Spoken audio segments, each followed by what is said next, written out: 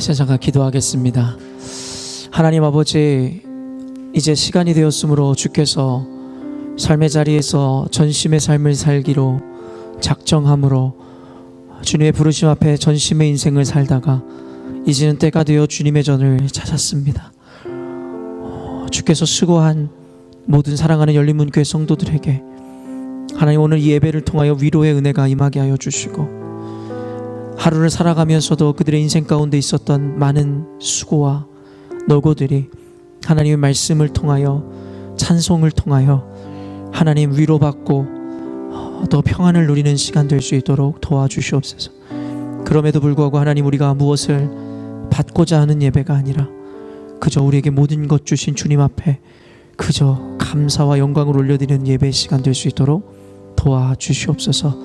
주님께서 오늘도 전심의 마음으로 주님 앞에 예배하는 이들을 기뻐 받아주시고 우리 가운데 놀라운 은혜로 은총으로 함께 하실 줄로 믿습니다.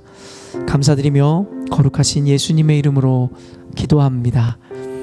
아멘. 할렐루야.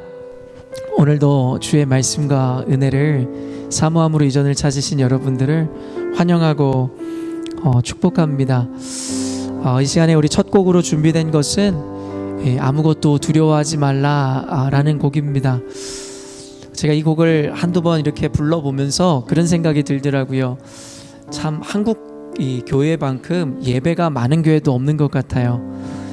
한국 교회는 새벽 예배부터 시작해서 또 수요 예배, 또 금요 예배, 주일 예배 이르기까지 기본적으로 한 주만 해도 얼마나 드리는 예배가 많습니까? 그런데 어린 시절에는 제가 왜 교회에 그렇게 많이 나와서 예배를 자꾸 하라 할까? 일주일에 한 번이면 충분할 텐데, 많아도 두세 번이면 족할 텐데.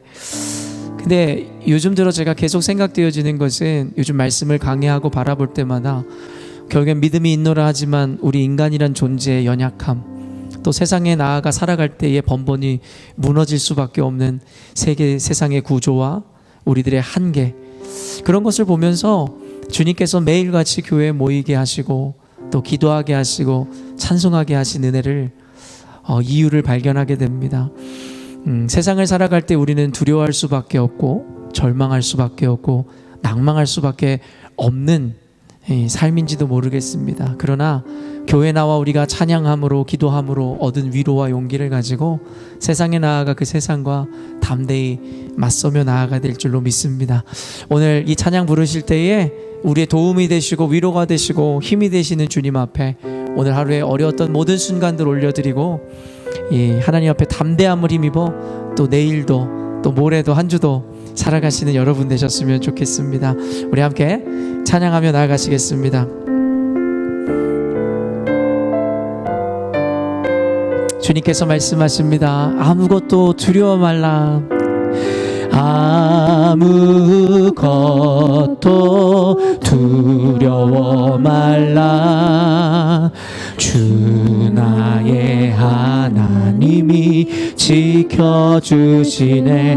놀라지 마라, 놀라지 마라, 겁내지 마라. 주님 나를 지켜주. 우리 한 번 더 주님 앞에 고백하십시다. 아무것도 두려워 말라. 아무것도 두려워 말라. 주 나의 하나님이 지켜주시네. 놀라지 마라, 놀라지 마라, 겁내지 마라. 주님 나를 지켜. 우리 한 번 더 주님께서 들려주시는 음성 앞에 아무것도 두려워 말라. 아무것도 두려워 말라. 주 나의 하나님이 지켜주시네. 놀라지 마라, 놀라지 마라, 겁내지 마라, 겁내지 마라. 주님 나를 지켜주시네. 내 맘이 힘에 겨워, 내 맘이 힘에 겨워 지칠지라도 주님 나를 지켜주시네. 세상의 험한 풍파 몰아칠 때도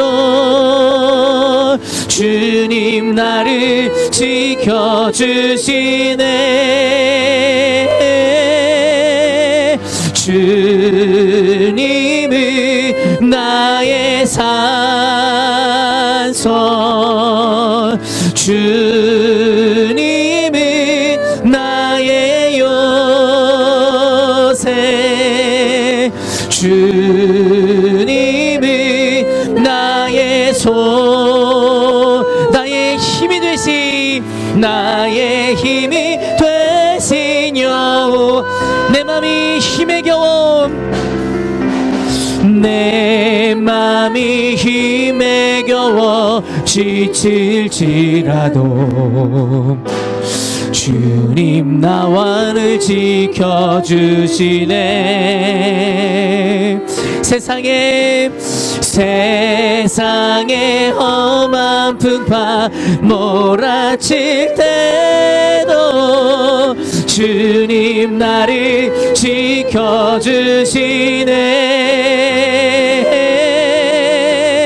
주님은 나의 산, 주님은 아멘 요새, 주님은 나의 소망, 나의 힘이 되신 여호. 주님은 나의 산성. 할렐루야.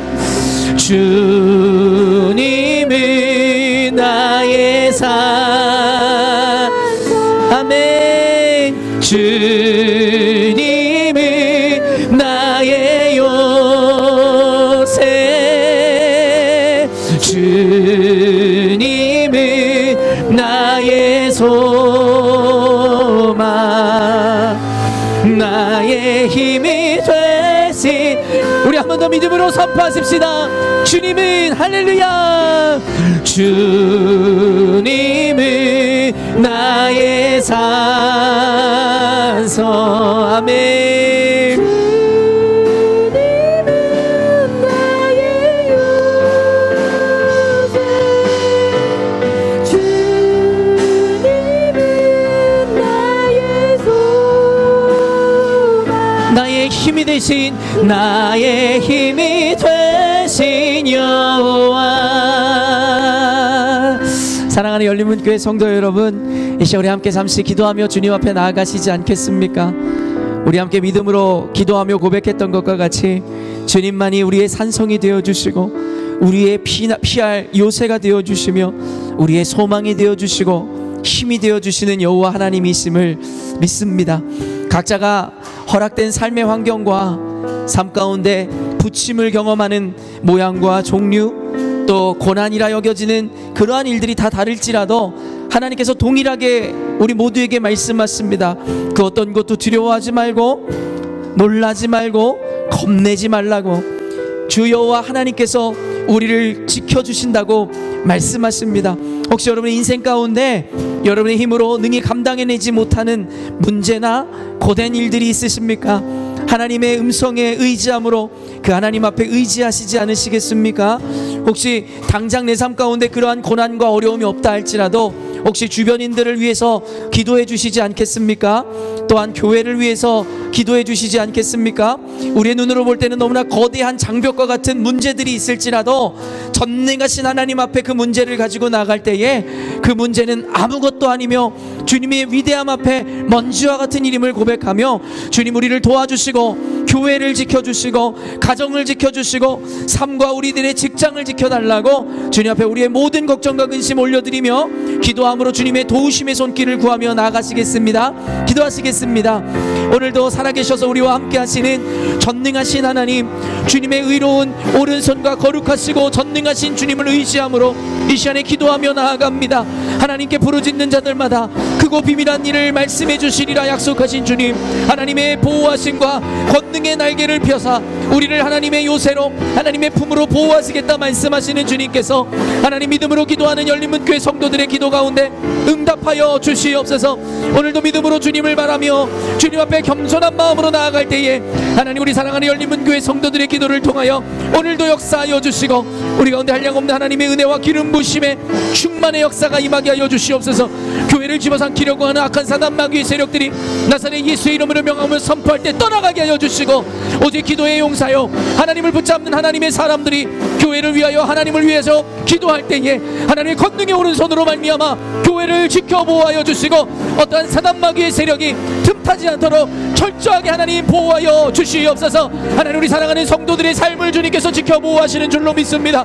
그들의 가정과 각자의 삶 가운데 하나님 그들이 능히 당해낼 수 없는 일들과 능히 아버지 하나님 그들이 감당할 수 없는 어려움들과 고난의 문제, 두려움의 문제, 관계의 문제, 자녀의 문제, 직장의 문제, 부모의 문제, 형제의 문제, 모든 문제들 가운데서도 하나님 하시고 인도하시는 주님의 거룩한 역사하심이 그들의 삶과 가정 가운데 인생 가운데 임하게 하여 주시옵소서. 하나님은 우리를 지키시는 자요 우리를 도우시는 자시며 우리의 피할 바위요 반석이시며 요새 되시는 줄로 믿사오니 우리 사랑하는 열린문교회 성도들로 하여금 그 믿음 굳게 잡게 하여 주시고 하나님만 붙잡음으로 말미암아 인생 가운데 밝혀주시는 하나님의 놀라운 은혜와 능력을 경험하는 성도들 되게 하여 주시옵소서.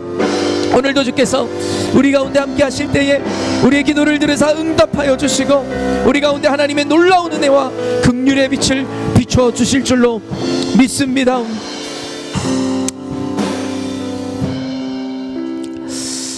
이 시간에 우리 계속해서 찬양하며 나아갈 것인데요, 이 찬양의 가사의 고백처럼 하나님께서 긴 터널과 어둠이 지나가고 생명과 소망의 빛으로 우리 교회와 가정과 우리 삶을 비치실 것들을 우리 사모함으로 함께 고백하며 나가십시다.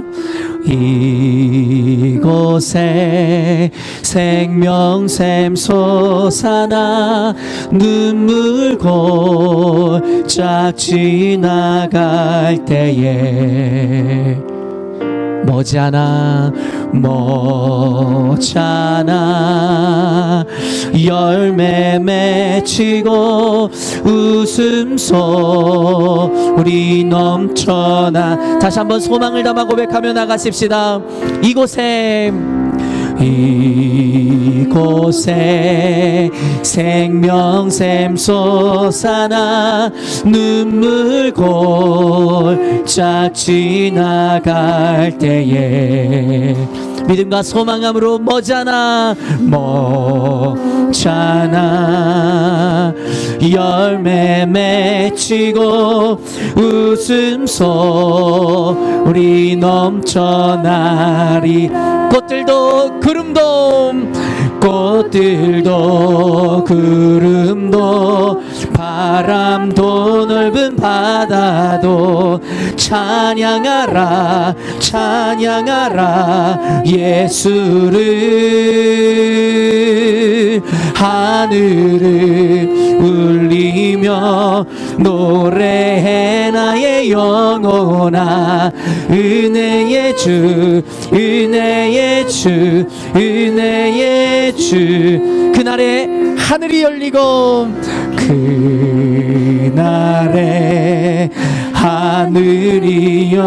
모든 이가 보게 되리라.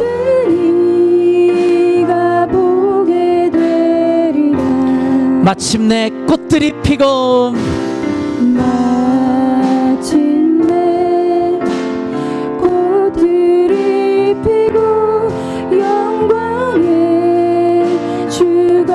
우리 다시 한번 믿음과 소망을 담아 고백하십시다. 그날에 하늘이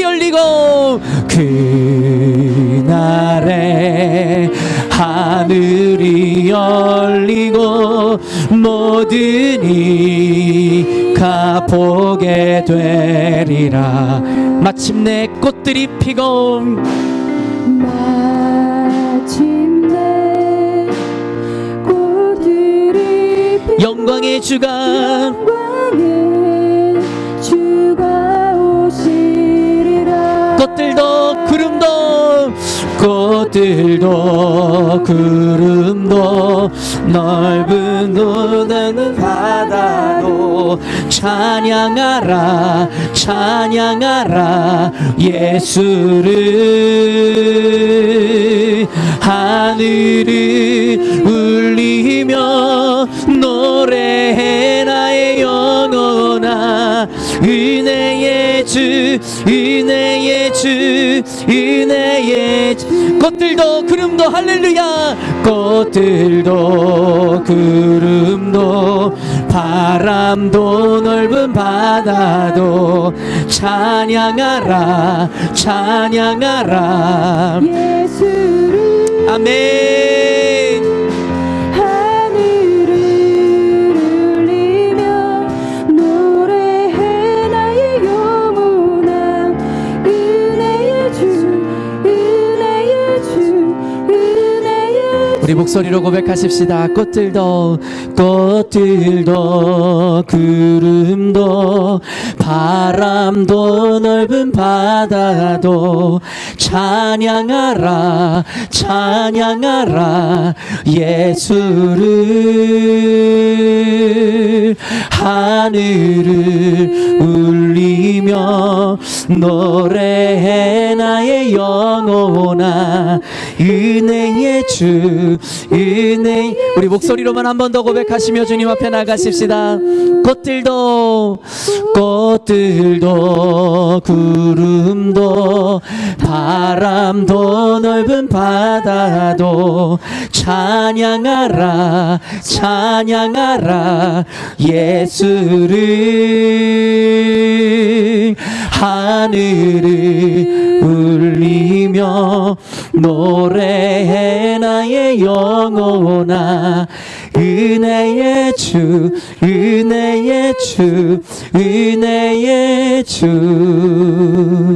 이 시간 우리 한 번 더 기도하며 주님 앞에 나아갔으면 좋겠습니다. 사랑하는 성도 여러분, 믿음을 가진 자들에게 주어지는 특권이 무엇인 줄 아십니까? 믿음으로 사는 자들은 눈에 보이는 현실과 감정을 쫓는 자들이 아니라 믿음으로 장차 일어날 소망 안에 살아가는 자들입니다. 우리 눈앞에 보이는 현실이 참담해 보일지라도, 우리 눈으로 볼 때는 불가능해 보일 것만 같은 일들 가운데서도 우리가 믿는 순간 능력이 되고 그 능력이 실제되어지는 것, 그것이 바로 믿는 저와 여러분들에게 주신 하나님의 은혜와 특권인 줄로 믿습니다. 이 시간 여러분 그 은혜와 특권을 한번 마음껏 사용해 보시지 않겠습니까? 이 시간 기도할 때 여러분 다른 것들 필요 없습니다. 눈에 보이는 판단도 여러분의 생각도 필요하지 않습니다. 그저 믿음으로 여러분의 소망을 아뢰십시오. 누군가에겐 이야기하지 못하지만 하나님께서는, 아버지께서는 여러분의 소원과 소망을 듣기를 원하시는 것입니다.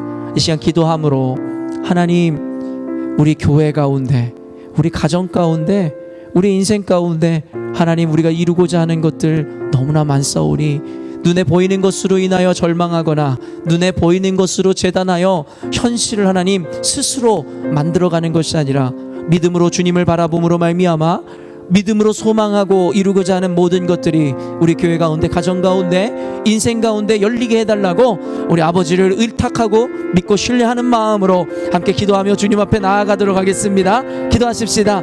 하나님 아버지, 이 시간 믿음으로 주님 앞에 기도하며 나아가는 우리 열린문교회 성도들의 목소리에 아버지 귀 기울여 주시기를 원합니다. 인생 가운데 우리가 소망하는 일들이 너무나 많습니다.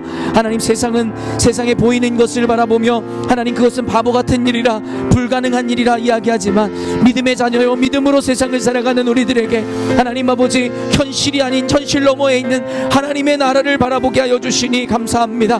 하나님, 사랑하는 성도들의 가정 가운데 주님의 은혜가 필요합니다.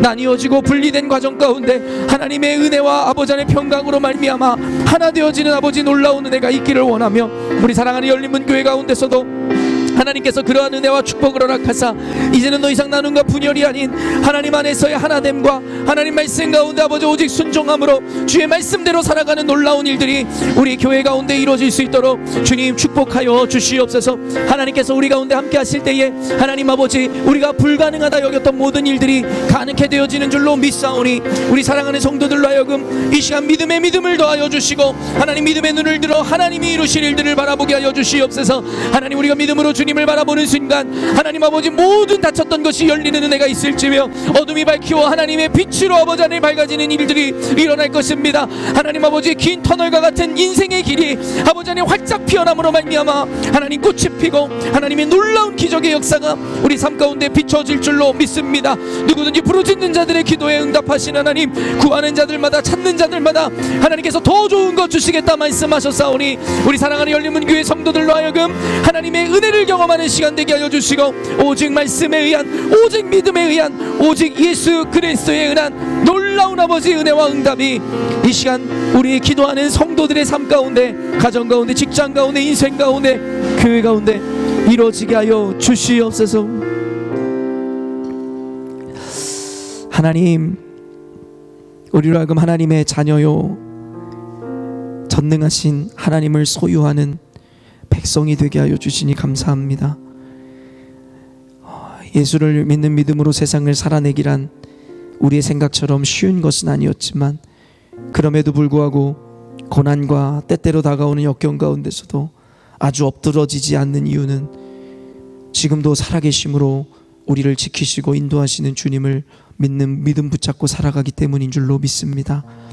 우리 사랑하는 열린문 교회 성도들에게 그 믿음 더욱 굳세게 하여 주시고 그 믿음 붙잡고 세상 살아갈 때에 시련은 있으나 실패가 없게 하여 주시고 고난은 있으나 아주 엎드러짐으로 무릎 꿇지 않는 인생 되게 하여 주시옵소서.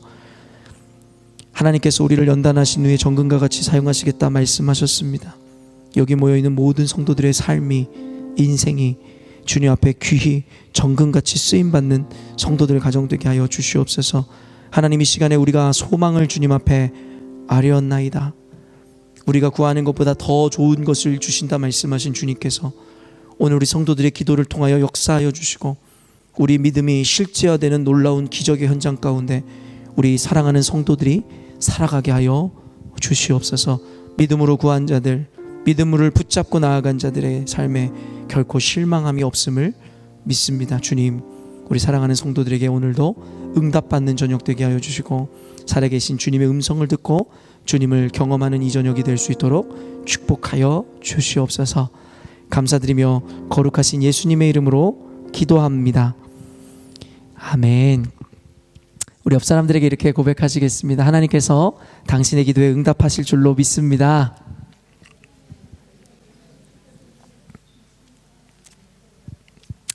함께 말씀 보도록 하겠습니다. 하나님께서 오늘 우리에게 주시는 말씀은 누가복음 22장 39절로 46절 말씀입니다. 누가복음 22장 39절로 46절 말씀입니다.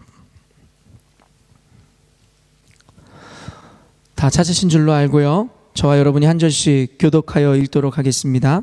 예수께서 나가사 습관을 따라 감난산에 가심에 제자들도 따라갔더니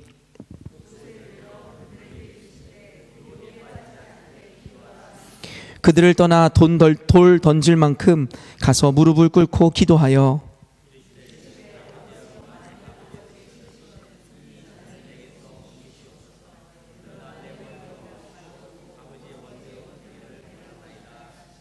천사가 하늘로부터 예수께 나타나 힘을 더하더라.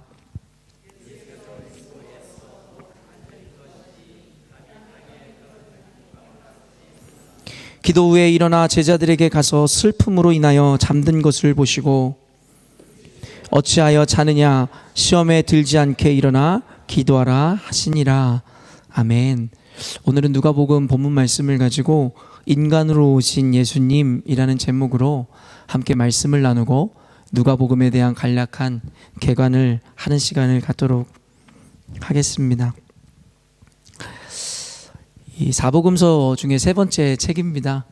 그래서 사복음서에 여러분 지난주에도 이야기했지만 각 책들이 가지고 있는 어떤 목적과 어떤 의도가 있음을 우리가 함께 요즘에 보고 있습니다. 마태, 마가, 누가복음을 공관복음이라 하였고 요한복음은 사복음서 중에서도 좀 특별하게 하나님의 능력과 기적을 보여주는 책입니다. 마태복음은 총 몇 장이라고 지난주에 함께 또 이야기했었죠? 28장이고요. 그리고 마가복음은 16장까지 있고요. 오늘 누가복음은 몇 장까지 있다 그랬죠? 24장까지 있는 것이고 요한복음은 21장입니다. 여러분에게 퀴즈 하나 낼까요? 이 네 개의 책 중에 가장 긴 책은 어떤 걸까요? 네? 네, 우리 권사님이 남이 책 할까봐 재빨리. 네, 누가복음이 사실은 사복음서 중에서만 제일 긴 책이 아니라 신약 성경 통틀어서 제일 긴 책입니다. 그래서 사실은 우리가 얼핏 생각하기엔 마태복음이 장수로 생각하면 제일 많아서 제일 두꺼운 책이라 생각하지만 이 누가복음이 사실은 복음서 중에서 특별히 신약 성경 중에서도 가장 두꺼운 책이라고 여러분이 아시면 좋을 것 같습니다. 저자가 누구죠? 당연하게 누가입니다. 그래서 헬라어 이 본문에는 카타 루콘, 요즘에 계속 카타 뭐 이렇게 이야기하면서 나가죠. 카타라는 것은 뭐뭐에 의한이라는 뜻이거든요.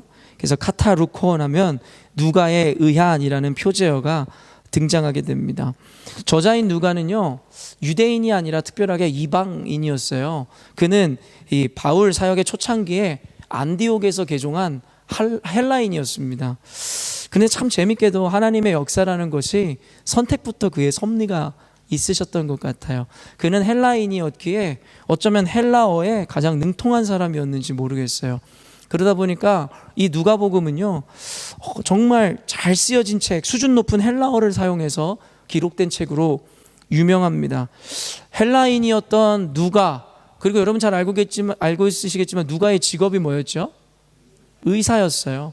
의사였던 누가, 그러면서 문학가였던 누가를 통해서 누가복음을 하나님께서 쓰게 하셨던 이유는 분명히 있었다라는 것이죠. 그리고 아까도 이야기했지만 누가는 유대인이 아니라 헬라인이며 이방인이라 이야기했잖아요. 그러다 보니까 이방인을 향한 복음의 보편성에 대해서 누가복음에서는 무엇보다도 잘 나타낸 책이라고 이야기합니다. 그는 아까도 얘기했지만 이 바울의 사역 초창기 때 안디옥에서 개종한 헬라인이었어요. 그는 바울의 수종자가 되었고 그의 사역과 일평생을 함께 동행하는 자가 되었어요. 예수님의 제자들로 하여금 예수를 평생 따르는 일들에 대해서 그 제자들에게 요구하였듯이 바울을 통해 만난 그 하나님, 그러므로 말미암아 이 누가는 바울이 감옥을 갈 때나 죽으러 로마에 갈 때나 늘 그와 동행하였고 그의 옆에 함께 있었던 자였습니다. 근데 저는 오늘 말씀을 준비하면서 이 누가의 인생을 한번 잘 생각해 보았어요. 여러분, 우리는 자녀들을 위해서 기도할 때나 누군가에게 축복을 할 때 꼭 머리 되는 축복을 하잖아요, 그렇죠? 그리고 리더가 되라고 늘 축복합니다. 근데 저는 성경적 세계관 안에서 우리가 생각할 때 과연 우리가 생각하는 그 리더가 되어지는 것이 그렇게 좋은 일일까라는 생각을 해보게 됩니다. 성경에서는 높고 낮음에 대한 구분이 없습니다. 그저 하나님의 부르심에 맞는 자리에 있을 때 그것을 가장 최고의 자리라 이야기하시죠. 그래서 주님께서는 우리들에게 무조건 리더되라 이야기하는 게 아니라 사람의 모양과 부르심에 따라 또한 성령님을 뭐라고 이야기했다고요? 보혜사, 헬퍼라고 말씀하시더라는 거예요. 성령 하나님은 돕는 자였어요. 성령 하나님은 명칭 자체가 리더가 아니셨다라는 거예요. 그렇다고 해서 그 누구도 성령님이 예수님보다 하나님보다 못한 존재라고 생각하지 않는다라는 것입니다. 그런 의미에서 보면 우리가 교회에서 길을 쓰고 어떤 높은 자리나 리더가 되기를 꿈꾸기보다는 우리의 맡겨진 자리에서 최선을 다하는 게 참 중요하다는 생각을 해보게 됩니다. 사실은 언젠가도 이야기했지만 예수님께서는 사복음서, 예수님의 생애와 그의 일생을 기록하게 하는데도 그 12명의 제자를 모조리 사용하지 않으시더라는 거예요. 마가복음 강해 때도 이야기했지만 결국에는 주님께서는 그의 제자들 고작 2명에게만 그 복음서를 기록할 수 있는 특권을 주셨고 그 외에는 이방인 내지는 전혀 제자로서의 제자가 아니었던 이를 사용하셔서 복음서를 기록하게 하시더라는 것이죠. 사실은 누가도 예수님의 직속 제자가 아니었고 바울의 제자였습니다. 그러나 하나님께서는 아까도 얘기했지만 이 누가라는 자를 통해서 결국에는 신약 성경 중에 가장 두꺼운 책을 쓰게 하셨고, 그리고 여러분 누가 하면은 또 쓴 책이 어떤 게 있다 그랬죠? 사도행전이 있단 말이에요. 그래서 사도행전도 얼마나 두꺼운 책인지 알고 계시죠? 그래서 여러분 누가가 쓴 이 누가복음과 사도행전의 두께만 해도 신약 성경의 4분의 1을 차지한다라는 거예요. 그렇기 때문에 우리는 바울만을 기억하지만 사실은 누가는 바울 다음으로 그 누구보다도 가장 두꺼운 신약 성경의 많은 부분을 차지하는 저자가 되더라는 거예요. 아마 오늘 누가복음에 대해서 살펴볼 때 이 저자 누가를 통해서 우리가 깨달아야 되는 것들도 한번 묵상해 보는 것도 아마 오늘 설교를 듣는 여러분들에게 좋은 팁이 될 거라는 생각을 하게 됩니다. 아까도 얘기했지만 그는 의사였어요. 그리고 문학가였습니다. 그러면서 헬라인 중에 헬라인이었기에 그가 쓰는 헬라어는 사실 아주 수준 높은 헬라어였어요. 우리가 잘 알고 있지만 호주 땅에 와서 1.5세든 아니면 여러분 1세대가 아무리 영어를 많이 한다고 하여도 여기서 태어난 2세 아이들을 따라갈 수가 없는 거죠. 아무리 영어를 노력하고 잘한다고 해도 2세 아이들만큼 네이티브 스피커만큼 자연스럽게 그 언어를 구사할 수 없는 것이죠. 그렇기 때문에 하나님께서는 누가라는 헬라인 그리고 헬라어를 완벽하게 구사하고 고급스럽게 그 언어를 사용할 수 있는 일을 통해서 일을 하시더라는 거예요. 여러분 누가복음과 사도행전에는 분명하게 그거의 수신자가 누구인지에 대해서 밝혔어요. 누구죠? 데오빌로라는 사람입니다. 데오빌로 각하라고 이야기하므로 데오빌로가 그때 당시에 굉장히 고위관직에 있었던 이라는 것을 우리가 유추해 볼 수 있는 것이죠. 그래서 그 고위관직에 있었던 데오빌로에게 이 무언가를 확증시키기 위해서 쓴 책이기 때문에 사실은 그에 걸맞는 어떤 수준 있는 어떤 글을 썼어야만 했더라는 것이죠. 목적 자체는 결국엔 데오빌로라는 수신자에게 쓰고 있으면서 데오빌로라는 사람이 이 초대교회 교인들을 통해서 복음이라는 것을 접했던 모양이에요. 그래서 사도행전과 누가복음을 통해서 누가는 그 데오빌로로 하여금 당신이 들은 그 복음, 당신이 배운 그것이 틀리지 않았음에 대해서 분명하게 하기 위해서 이 복음서와 사도행전을 기록했노라고 이야기하더라는 것이에요. 그런데 단순히 이것이 데오빌로라는 사람만을 위해서 썼다라고는 하지만 결국에는 그 책을 통해서 데오빌로와 같은 이방인들 그리고 헬라인들 당시에 개종한 모든 이들에게 이 로마의 박해와 로마의 어려움 가운데서 그들의 믿음을 지키게 하는 그 은혜의 전달자 역할을 하게 되더라는 것입니다. 골로새서 4장 14절 한번 읽어볼까요? 골로새서 4장 14절 이름을 잘 기억하면 좋은데 읽습니다. 시작.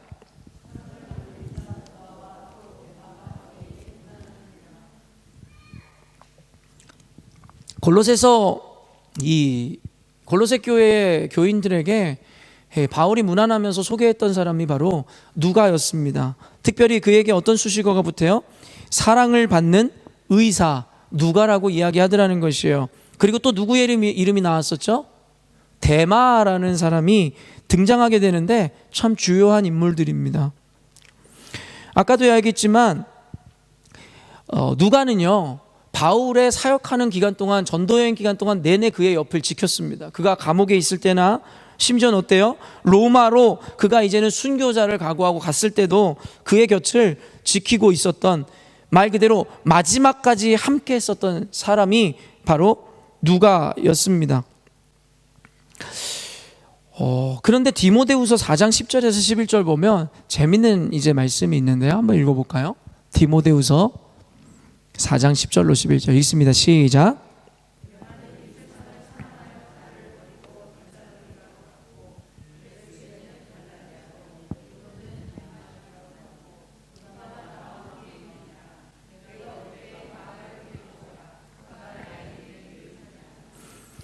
지금 여러분 대만은 이 세상을 사랑하여 나를 버리고 데살로니가로 갔고 그의 고향으로 돌아갔다는 이야기인데 그 대만은 아까도 얘기했지만 골로새 교회에 문안할 때 바울이 자랑스럽게 소개했었던 바로 그의 제자들 중에 한 명이었습니다. 여기서부터 우리가 깨달아야 하는 게 있는 거죠. 결국에는 시작도 중요하지만 끝이 더 중요하다는 것입니다. 복음의 이 성경적 세계관에서 우리들에게 강조되어지는 것은 시작과 끝인데 그 중에서 더 강조되는 것이 바로 끝이라는 것이에요. 여러분, 용두사미격으로 끝나는 인생에 대해서 주님 책임지지 않는다라는 것입니다.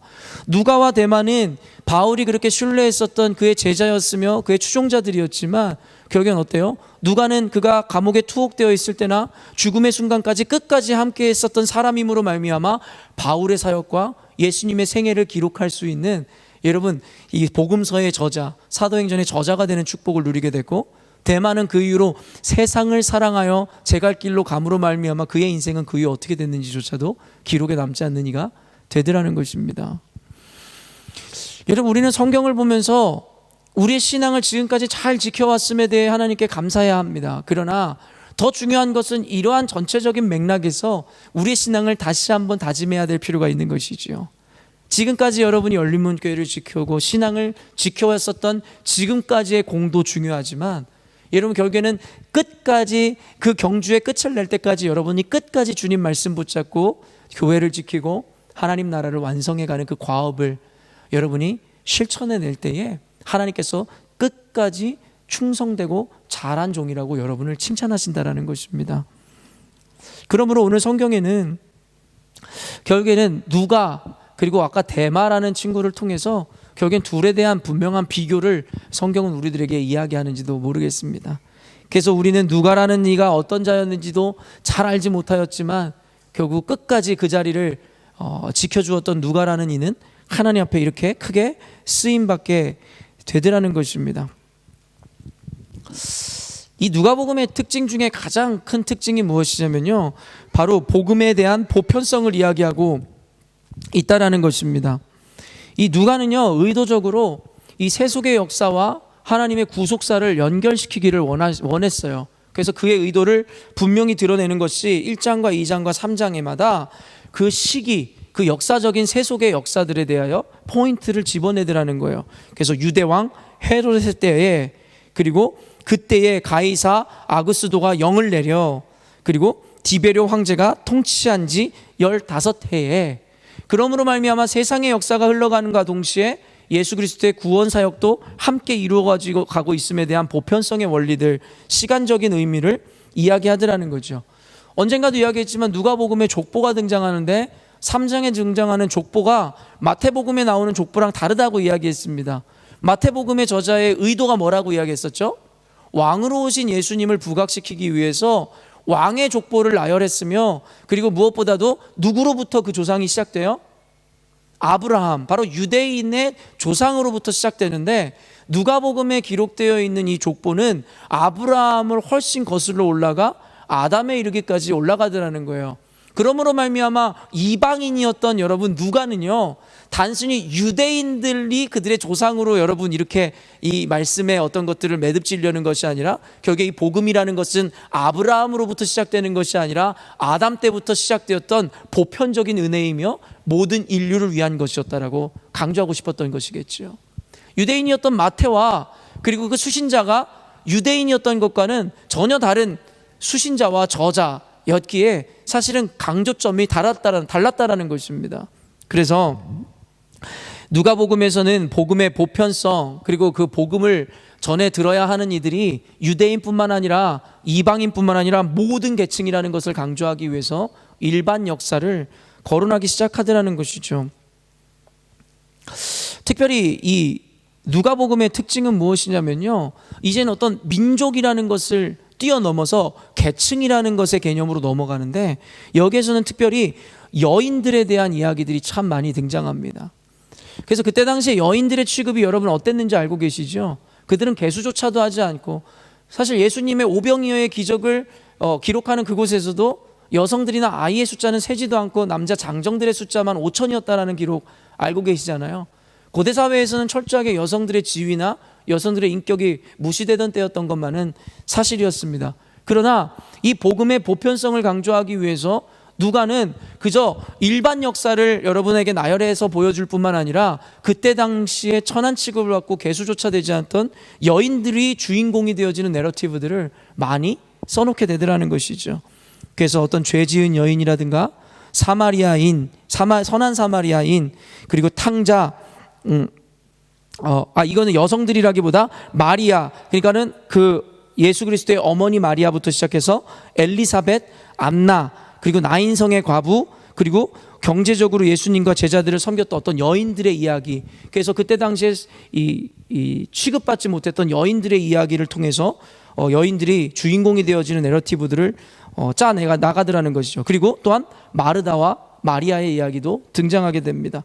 그리고 아까 얘기한 소외 계층에까지도 그 보편성이 퍼지게 되는데, 바로 죄 지은 여인, 그리고 선한 사마리아인, 유대인들에게는 개취급받았던 사마리아인들에 대한 소외 계층까지도, 그리고 탕자, 세리 삭개오, 그리고 예수님과 함께 처형당했었던 우편의 강도의 이야기까지, 사회적으로 소외받던 계층에 대한 이야기들까지도 풀어내므로 상대적으로 사회적 약자였던 계층들, 그리고 여인들, 그리고 이방인들에 대한 이야기들을 누가복음에서는 기술하고 우리들에게 서술하고 있다라는 것이죠. 이처럼 복음서마다 결국에는 강조하고자 하는 의도와 목적이 있기 때문에 우리가 그 목적과 의도를 알고 성경을 보기 시작할 때에 우리 가운데 많은 은혜가 주어진다는 것을 우리는 알고 있는 것이죠. 근데 가장 주요한 여러분 특징이 뭐라고 이야기했죠? 사실은 현대 학자들 사이마다 분분한 의견이 있지만, 사실은 전통적인 학자들이 이야기하는 누가복음의 예수님에 대한 묘사, 가장 중요한 것은 뭐라고 이야기했을까요?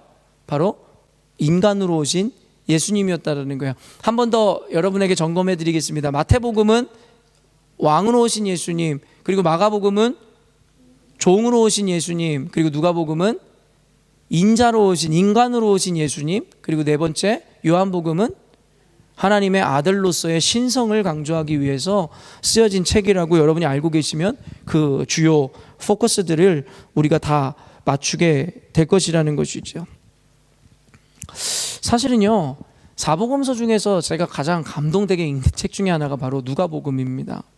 저는 왕으로 오신 예수님에 대한 이야기도 좋아하고 하나님의 아들로서의 예수님도 참 존경하고 좋아하지만, 사실은 인간으로, 인자로 왔다라는 이 주제가 제 마음 가운데 더 큰 공감과 감동을 주는 것도 사실입니다. 사실 오늘 본문으로 가지고 온 이 겟세마네 동산에서의 기도도요, 결국에는 예수 그리스도의 인간성과 인간됨과 그의 허물과 연약함까지도 함께 보여주는 내러티브라고 생각합니다. 그렇기 때문에 누가복음에는 특별히 예수 그리스도의 감정과 인간으로서 오신 그 예수 그리스도의 어떤 인격이 참 많이 부각되어 있는 책인데요, 우리 42절 한번 읽어보도록 하겠습니다. 오늘 본문의 42절 읽습니다. 시작.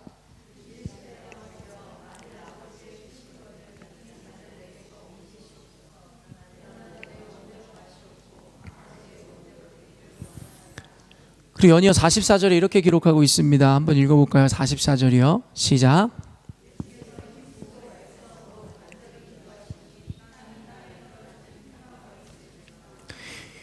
누가는요, 이 누가복음서를 통해서 결국에는 완전한 인간으로 오신 예수님의 인간적 행적과 고뇌, 그리고 그가 주고자 했었던 절대적 구원에 대한 이야기들을 이방인들에게 알리고자 하였습니다. 방금 읽어드린 이 이야기는 예수 그리스도의 기도입니다. 예수님이 뭐라고 이 기도했습니까?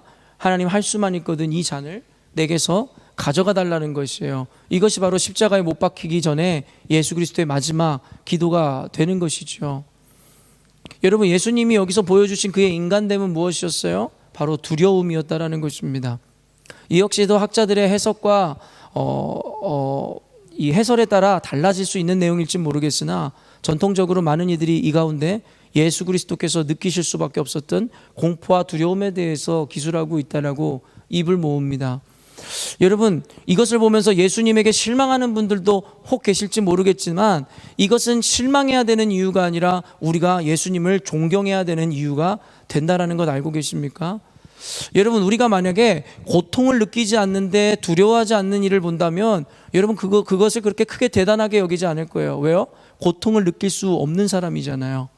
근데 고통을 느끼는 이임에도 불구하고 담대하게 어떤 일을 행하거나 그 고통 가운데로 나아가는 모습을 보면서 우리는 그를 영웅으로 칭송하게 되더라는 것입니다.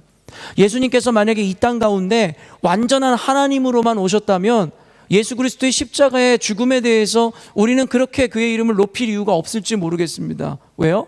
하나님이셨기에 그는 그 어떤 고통과 그리고 어떤 아픔 가운데서도 그는 전혀 고통과 통증을 느끼지 않으셔도 되는 분이셨기 때문입니다. 근데 예수님께서는 성육신이라고 이야기하잖아요.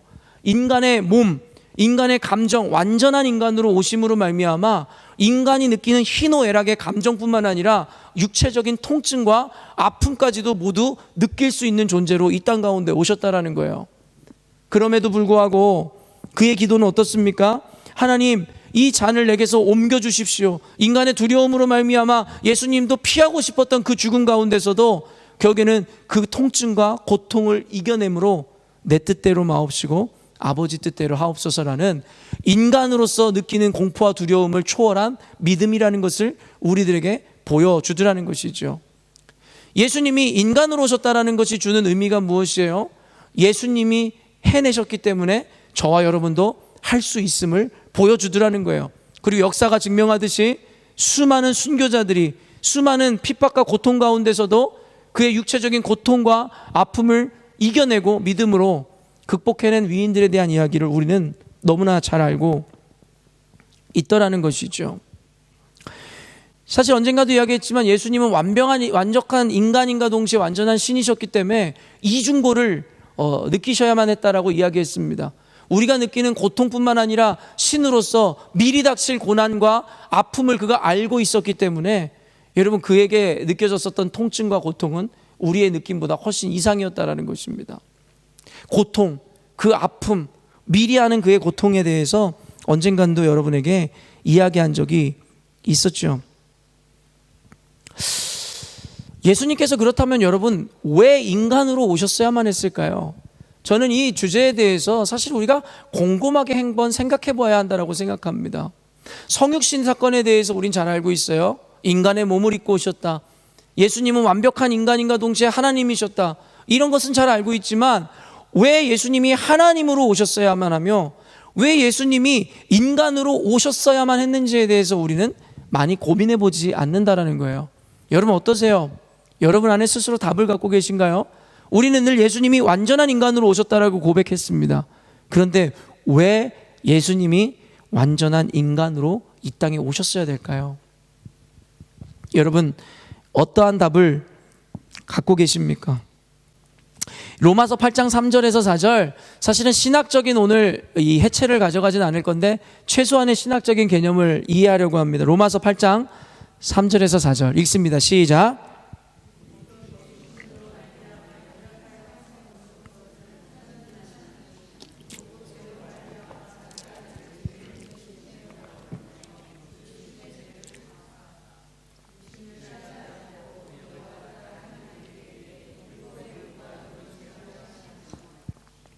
결국엔 어때요? 예수님께서 완전한 인간으로 오셨어야만 하는 이유는 결국에는 그 율법의 요구를 완성시키기 위해서였다라는 거예요. 왜요? 인간은 죄로 말미암아 그 율법의 요구를 완성시킬 수 없는 존재이며 인간은 이 제한적이고 한계를 가진 죄인이었기 때문입니다. 그렇기 때문에 인간이 지었던 모든 죄를 짊어지고 가기 위해서는 예수께서 이 땅에 오심으로 말미암아 인간이 질 수밖에 없는 그 연약함과 그 고통의 문제들도 그가 감당하셨어야만 했기 때문입니다. 그렇기 때문에 구약에서 이야기하는 그 죄값에 대한 분명한 여러분 랜섬, 그 대가 지불이 이루어질 수 있기 때문이라는 거예요. 사실 이것은 좀 신학적인 개념인데요, 이 부분은 제가 나중에 긴 시간 동안에 여러분에게 좀 강해야 될 필요가 있는 것 같아요.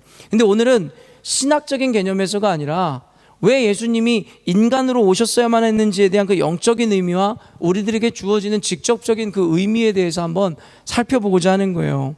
왜 예수님이 인간으로 이 땅에 오셨을까요? 여러분, 성경은 누구를 위해서 쓰여진 책이라고 이야기했었죠? 성경은 우리를 위해서 쓰여진 책입니다. 우리 인간이 살아가는 3차원 세계보다 훨씬 고차원에 존재하는 그 하나님에 대해서 할 수 있는 만큼 우리가 이해할 수 있는 언어와 방법으로 기술하고 묘사함으로 하나님에 대한 그 영적인 세상에 대해서 그 뜻에 대해서 우리에게 알려주기 위해서 친절하게 써놓은 책이 바로 성경이셨습니다. 여러분, 예수님이 어떤 분이세요? 하나님이시죠. 그리고 하나님은 어떤 분이십니까? 전능하신 하나님이세요. 여러분 믿으세요?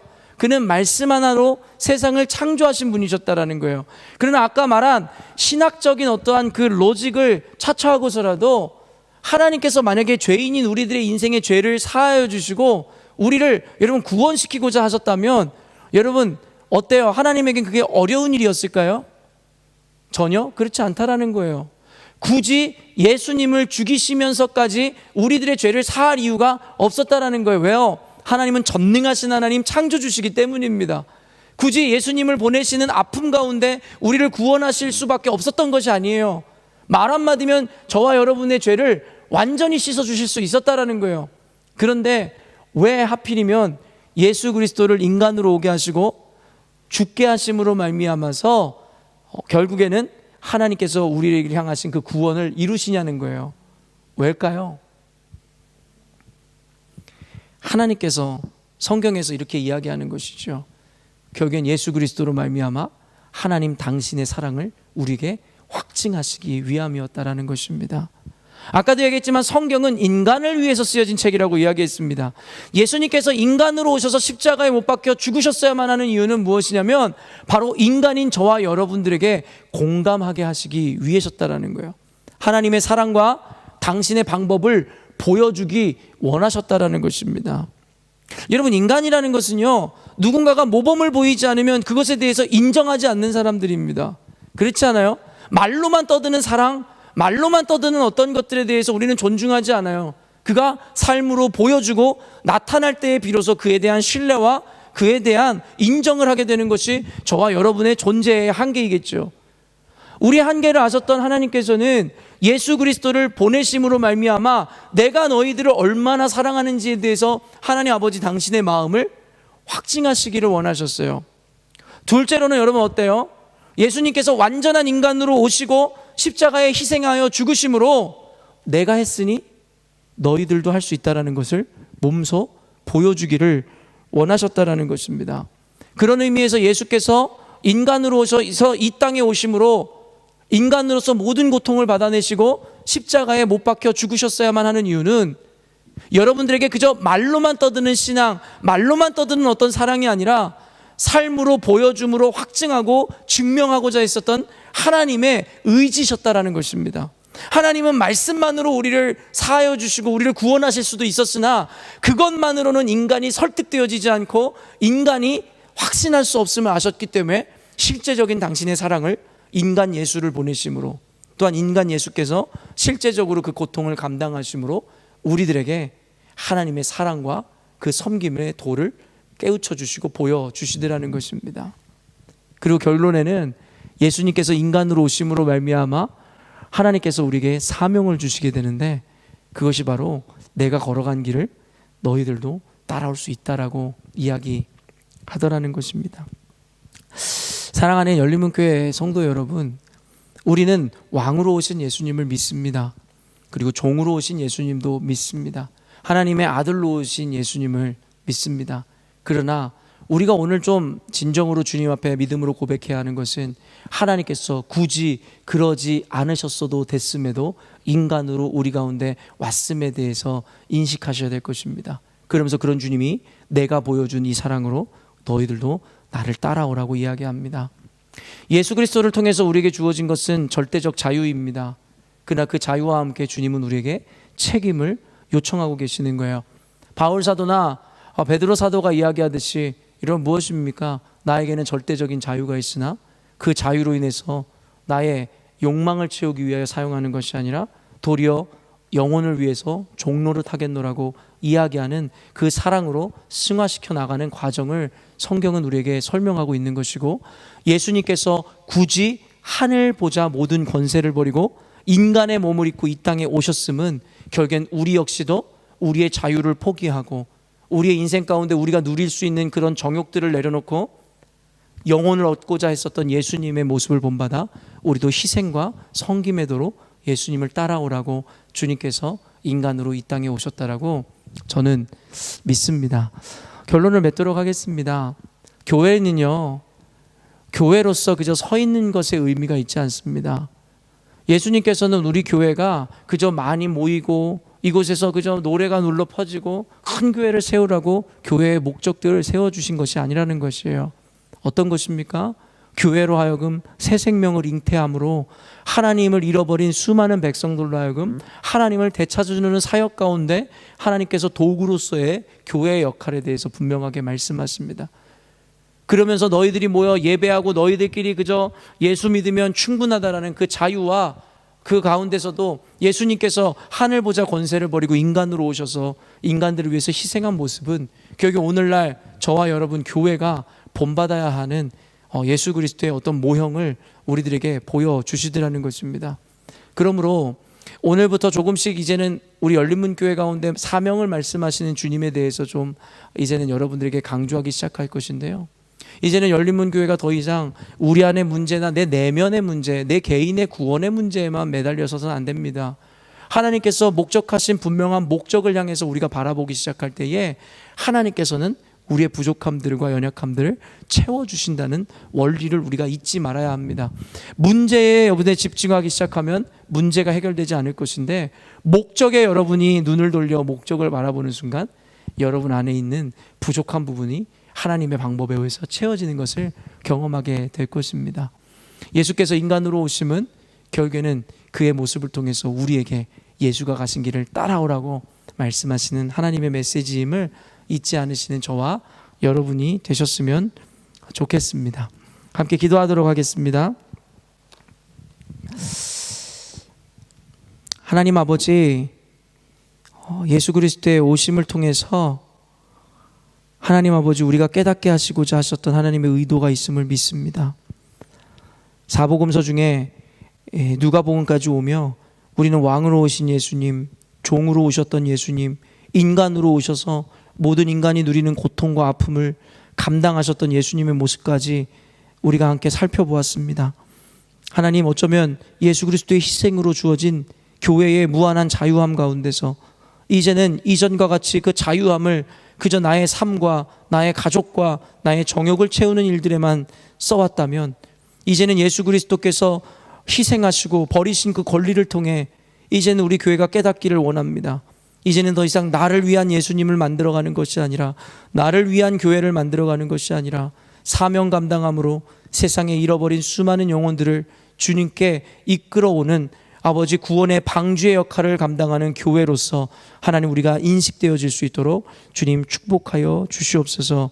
인간으로 오셔서 그 모든 것들 고통을 감내하면서까지 우리를 사랑하셨던 그 주님의 사랑의 도를 본받아 이제는 우리가 고통당하고 때로는 억울함을 당할지라도 하나님을 알지 못하는 수많은 영혼들을 위해서 나의 삶을 드리고 우리의 인생을 헌신하는 그런 거룩한 교회 될 수 있도록 주님 축복하여 주시옵소서. 하나님의 사명을 바로 깨달은 교회, 하나님 결코 줄이지도 하나님 망하지도 않음을 우리는 알고 있습니다. 하나님 목적을 향해 달려가는 우리 그리스도인들의 인생, 하나님께서 어떻게 우리 인생을 채워주실지 우리는 분명하게 알고 있습니다. 이제는 우리가 아는 것으로 그치는 것이 아니라 그 믿음을 우리 삶 가운데 실천함으로, 주님께서 가신 길 따라감으로 주님께서 누리신 그 영광 우리도 함께 누리게 하여 주시옵소서. 들을 귀 있는 자 다 깨닫게 하신다 말씀하셨사오니 오늘 말씀을 통해 성령께서 우리 사랑하는 성도들의 마음 가운데 분명한 음성으로 메시지로 허락하여 주실 줄로 믿습니다.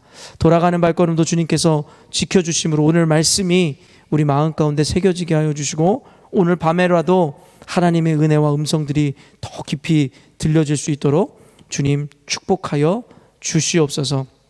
감사드리며 거룩하신 예수님의 이름으로 기도합니다.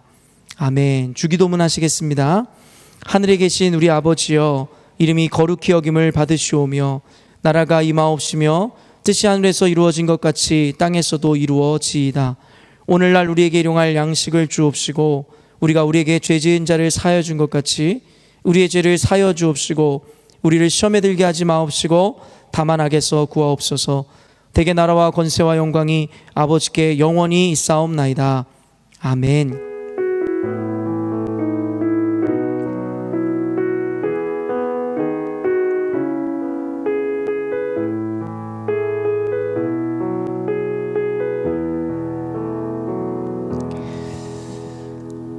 마치기 전에 잠깐 광고 한 가지만 더 드리면요. 저희 교회에서는 이 사도신경을 하거나 사도신경을 할 때 이 세번역 개역 개정판으로 우리가 신앙 고백을 하잖아요. 근데 지금까지는 제가 주기도문을 할 때 개역 한글 이전의 버전으로 주기도문을 제가 암송해 왔기 때문에 그렇게 했는데요. 다음 주 수요일부터 주기도문을 할 때는요. 이 사도신경의 그 번역을 따라서 세번역 주기도문을 우리가 함께 외워가도록 하겠습니다. 그래서 아마 여러분들도 암송한 것은 이전 번역이겠지만 앞으로는 그래서 아직 못 외우신 분들을 배려해서 다음 주 수요 예배부터는 주기도문 세번역판을 사도신경처럼 앞에 띄울 것이니까요. 저희가 세번역으로 앞으로 사도신경이나 주기도문을 함께 하나님께 올려드릴 것입니다. 이것으로 열린문교회 수요 예배를 모두 마쳤고요. 남은 한 주간도 주님의 은혜 가운데 승리하시기를 바랍니다.